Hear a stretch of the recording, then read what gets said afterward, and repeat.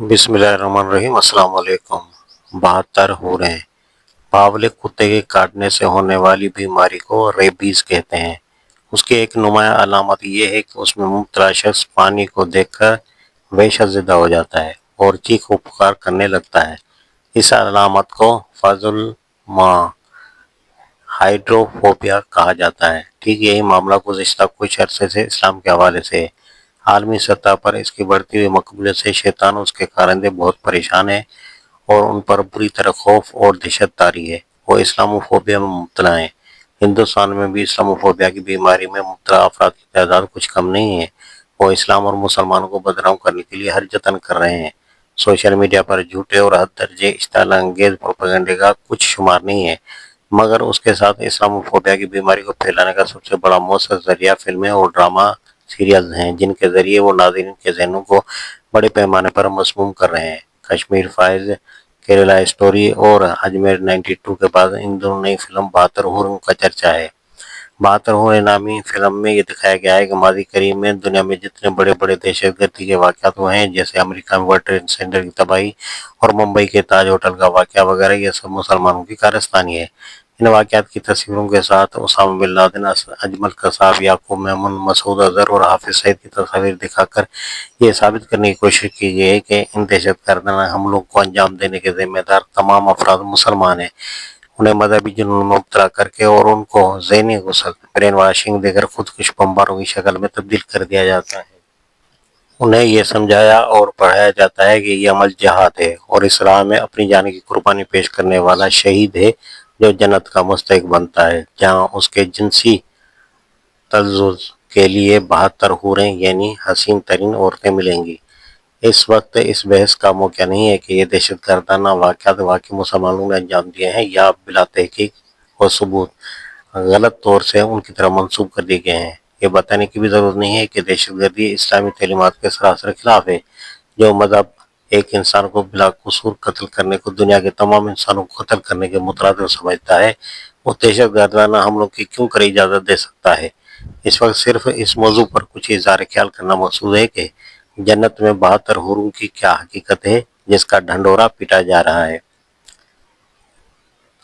اسلامی نقطہ نظر سے یہ دنیا امتحان گاہ ہے۔ یہاں انسان جیسے کام کریں گے ان کا بدلہ مرنے کے بعد برپا ہونے والی دوسری دنیا میں پائیں گے، جسے آخرت کہا جاتا ہے۔ دنیا فانی ہے اور آخرت ہمیشہ باقی رہنے والی ہے۔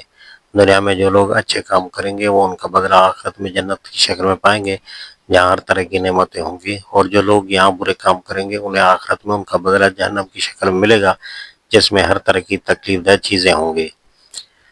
قرآن و حدیث میں جنت کی نعمتوں اور جہنم کی سزاؤں کا تذکرہ بہت تفصیل سے کیا گیا ہے، لیکن وہ محض تقریب فہمی کے لیے ہیں۔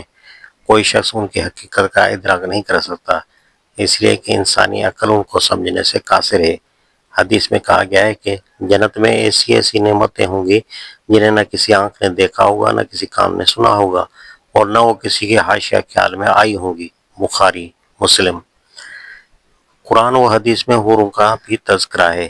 اس سے مراد خوبصورت عورتیں ہیں۔ اللہ تعالیٰ علیہ ایمان مردوں کو جنت میں بھی ان سے نوازے گا۔ حوروں کا بس یہ تصور ہے جو قرآن مجید اور صحیح احادیث سے ثابت ہے۔ قرآن میں حوروں کی تعداد کا کہیں ذکر نہیں۔ بعض صحیح احادیث سے معلوم ہوتا ہے کہ ہر مومن کو جنت میں 2 حوریں ملیں گی۔ بخاری مسلم۔ محدثین نے لکھا ہے کہ جیسے قرآن میں 2 جنتوں اور 2 چشموں کا تذکرہ ہے، اسی طرح حدیث میں 2 بیویوں کا ذکر کیا گیا ہے، لیکن جہاں تک یہ 72 حوروں کا تعلق ہے، اس کا تذکرہ کسی صحیح حدیث میں نہیں ہے۔ مشہور محدثین نے یہ بات بڑی صراحت سے بیان کی ہے۔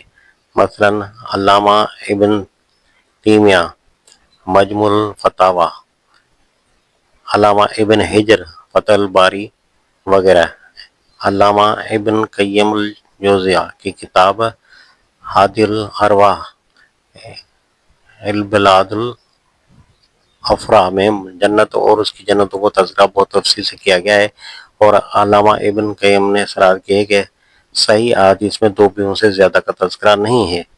یہ بات درست ہے کہ بہت سی احادیث و روایت میں 72 حوروں کا ذکر ہے، یہی نہیں بلکہ بعض احادیث میں 100، 500، 4000 بلکہ 8000 حوروں کا ذکر ہے، لیکن تمام احادیث ضعیف، بلکہ ان میں بہت سے موضوع من گھڑت ہیں۔ اسلام دشمن لوگ قرآن مجید میں تعریف نہ کر سکے اور اس کا ایک حرف بھی بدلنے پر قادر نہ ہو سکے تو انہوں نے بے بنیاد اور من گھڑت حدیثیں پھیلا دی۔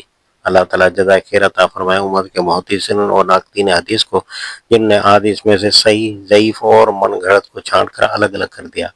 افسوس کے ساتھ کہنا پڑتا ہے کہ بعض علماء اب بھی ایسے خطبات اور وعظوں میں اعمال کے فضائل میں بیان کرتے ہوئے ان کے بدلے میں ملنے والی جنت کی نعمتوں کا تذکرہ کرتے ہیں، تو حوروں کے حسن و جمال، ان کے حیات، قد و قامت اور دوسری چیزوں کا تذکرہ بہت مزے لے لے کر کرتے ہیں۔